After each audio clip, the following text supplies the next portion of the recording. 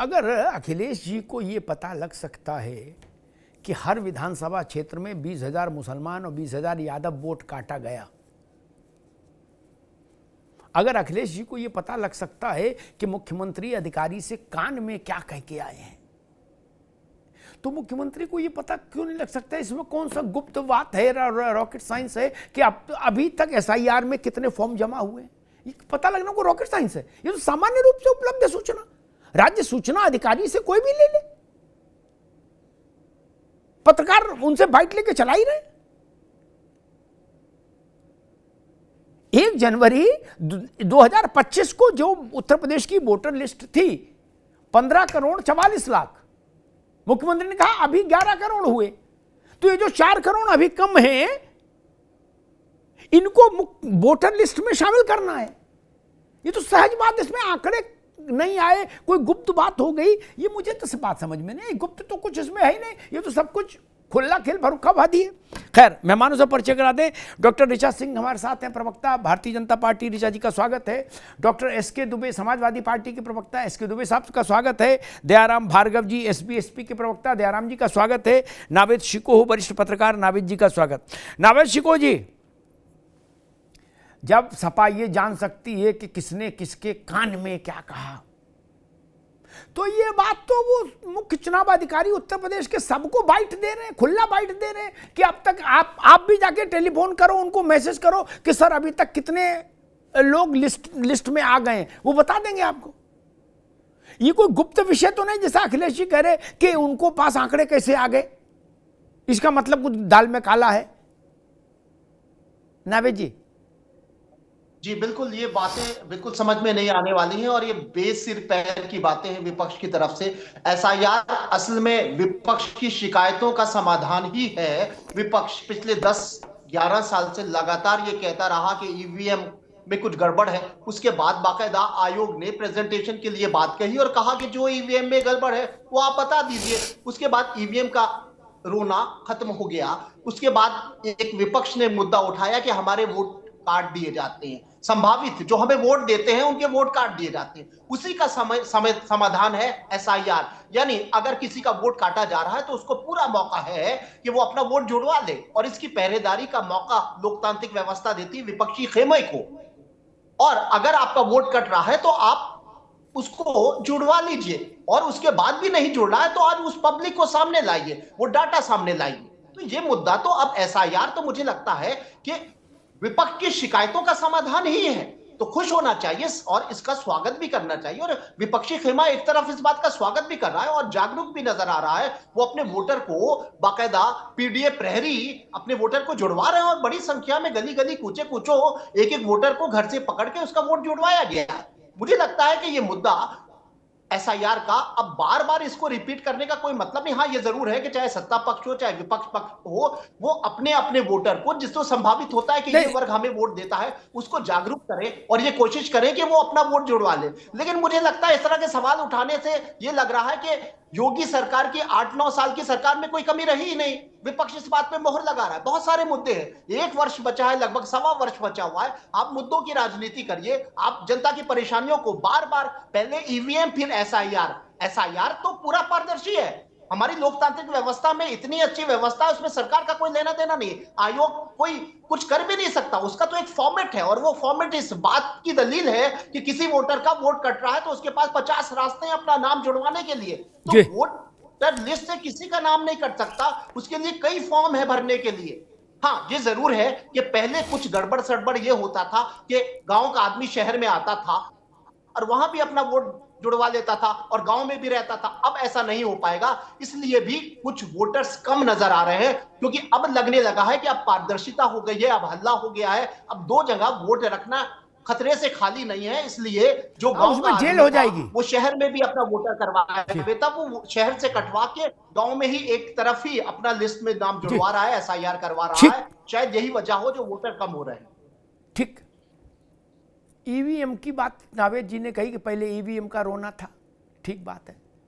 इस पर एक निर्णायक बात देश के सामने रख देते हैं ताकि ये हो जाए कि ईवीएम का रोना टोटल फर्जी है, टोटल। दुबे जी, आपका ज्यादा ध्यान चाहूंगा। 58 साल हो गए नवेद को, कितने 58 साल तमिलनाडु में कांग्रेस नहीं जीती। ईवीएम छोड़ो, तब ईवीएम के दादी बाबा भी पैदा नहीं हुए होंगे क्या? 58 साल से कांग्रेस वहां नहीं जीती। ईवीएम तो बहुत बाद में आया। 48 साल से बंगाल में कांग्रेस ने सत्ता का मुंह नहीं देखा। ईवीएम तो नहीं है उसका जिम्मेदार। 40 साल से बिहार में कांग्रेस ने सत्ता का मुंह नहीं देखा। 1985 से आज 2025 खत्म होने जा रहा। ईवीएम तो जिम्मेदार नहीं है। 89 से 2025 तक कांग्रेस ने उत्तर प्रदेश में सत्ता का मुंह नहीं देखा, मुंह दिखाई नहीं हुई सत्ता की कांग्रेस के द्वारा। ईवीएम जिम्मेदार है क्या?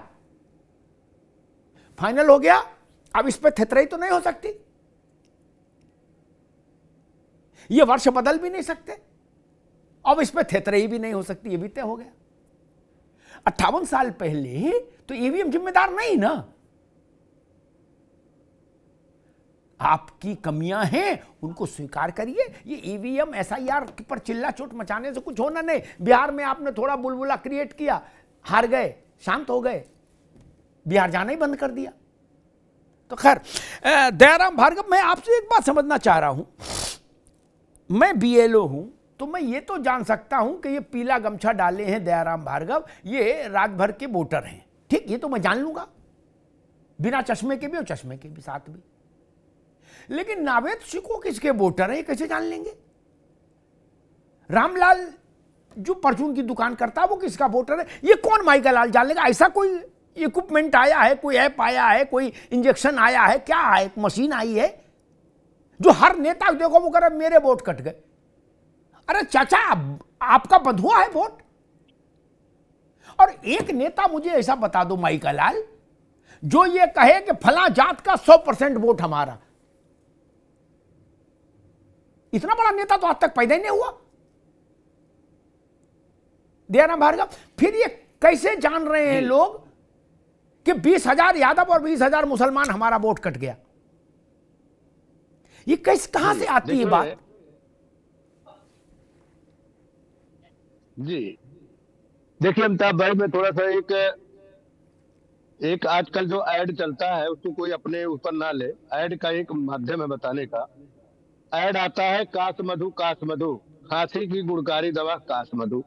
विपक्ष में बैठे हमारे सभी साधु, जितने भी साधुवाद के हैं या साधु संतों को लेके चलते हैं, जो भी इनको मानने वाले हैं, इन्होंने एक रट लगा रखी है देश के ऊपर, जो ये इस तरह की कृतियां करने के लिए मजबूर है।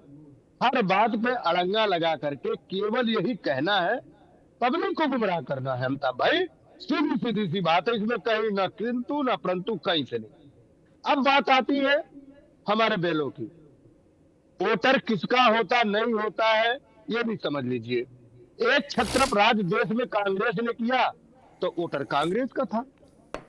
बीच में बदलती और बिगड़ती जो है सत्ता कांग्रेस की देश में रही, वो भी कांग्रेस की वोट माने गए। उसके बाद 2014 से पहले इसी देश में कांग्रेस की सरकार थी। 2014 के बाद एनडीए गठबंधन यानी भारतीय जनता पार्टी की सरकार बनी देश में। अब जब से सरकार बनी तो उसके बाद से इनके पास जो ईवीएम का रोना था, ईवीएम रोते रोते जब ईवीएम में चुनाव आयोग ने उनको बुला करके, भाई आप इसको क्लियर करिए कि कहां आपका वोट पड़ रहा, कहां फर्जी पड़ रहा, तो कोई नहीं गया। ये साबित हो गया कि केवल ये लोग एक प्रकार का बस सिगुमा छोड़ने का काम करते। अब उत्तर प्रदेश की बात करता हूं अमिताभ भाई, एक बार सपा एक बार बसपा। आप बताइए, उसी उत्तर प्रदेश की जनता एक बार सपा को जिताती थी, एक बार बसपा को जिताती थी। तब वोट चोरी नहीं होता था क्या? तब समाजवादी पार्टी कांग्रेस को नहीं पता था कि ये वोट चोरी हो रहा है? देश और प्रदेश की जनता जो डायरेक्ट बेनिफिट मिलता है, जिस सरकार को समझ लेती है और जिसको ये चाहती है कि इस सरकार ने हमारे बच्चों के लिए काम किया है और इस पर विश्वास करके आंख मूंद करके वोटिंग करना चाहिए, तो देश और प्रदेश की जनता उस सरकार को वोट करती, सीधी सी बात है। लेकिन विपक्ष में बैठे हुए कुछ जो तथाकथित लोग हैं, उनको जो है जनता के मन के भावनाओं को पता ही नहीं है। वो लोग केवल एसी रूम में बैठ करके किसी ने आके पर्चे पे लिख के दे दिया और मीडिया में आके बयान देना है, उसको गुमराह करने की बात करना। उत्तर प्रदेश के मुख्यमंत्री ने क्या कहा कि 1 जनवरी 2026 को जो हमारे 16 करोड़ युवा जो है जिन्होंने उनकी लिखाई गई थी, उस हिसाब से 16 करोड़ युवा होने चाहिए। वह कम है, उसमें अगर 4 करोड़ गायब है तो देश का मुखिया होने के नाते अमिताभ भाई ये कर्तव्य बनता है प्रदेश के मुख्यमंत्री का कि आखिर वो वोटर जो 2026 में छूट रहे कहाँ है, उनकी दोबारा जांच करके उनको वोटर लिस्ट में नाम उनको डालना चाहिए। और हर प्रदेश के, हर देश के प्रदेश का मुख्यमंत्री या देश का प्रधानमंत्री हो, अपने नागरिक की जो है सुरक्षा देने का काम करना चाहिए। अगर उत्तर प्रदेश के मुख्यमंत्री युवाओं को सुरक्षा देने का काम कर रहे, पहला वोटर बनने का, उन्हें लाभ देने का काम कर रहे, तो इसमें विपक्ष के पेट में गुड़गुड़ाहट क्यों है? अब बात आती है उत्तर प्रदेश में अखिलेश यादव को पता है, यह बात सही है, मैंने पहले भी आपके चैनल पे कहा है कि 2014 और 15 और 2012 और 13 की अगर मैं बात करूं तो प्रधानी का वोटर अलग बनता था, जिला पंचायत का अलग बनता था, विधायकों का अलग बनता था, सांसदीय का अलग बनता। कितने वोटर बनते थे? 4 बनते थे। उसका मैं स्वयं भुक्तभोगी हूँ, मैंने देखा है। प्रधानी में मेरा नाम काट दिया जाता है, जिला पंचायत में डाल दिया जाता है, एक बार तो विधायकी में मेरा नाम काट दिया गया था और जो है इसमें सांसदी में आया था। तो ये जो प्रक्रिया थी, यह प्रक्रिया वो प्रकार की, क्योंकि जिसका सत्ता होता था, जो बहुत बड़ा दबंगई दिखाता था, वह इस काम को करता था। लेकिन ये पहली बार देश में हो रहा है कि अगर मैं मौजूद हूँ, मैं वोटर हूँ, मैं वहां पे वोट मेरा चाहिए और वह वोट होना चाहिए, तो SIR के माध्यम से अगर देश प्रदेश में 12 ठीक है दयाराम भार्गव जी, अब रुकना होगा, अब रुकना होगा। अरे श्रीमती जी, कुछ तो सस्ता लो, बचत करो। नहीं श्रीमान जी, सब बढ़िया लो, रहने दीजिए। इसमें क्या खास बात है? थोड़े में ज्यादा स्वाद, यही तो है इसकी खास बात। वाओ मामा, क्या स्वाद है। अरे मेरे राजा, राजा और मसाला। अब छोलिया हो या लोबिया, सफेद चने या काले चने, सब कुछ मजेदार बने। MDH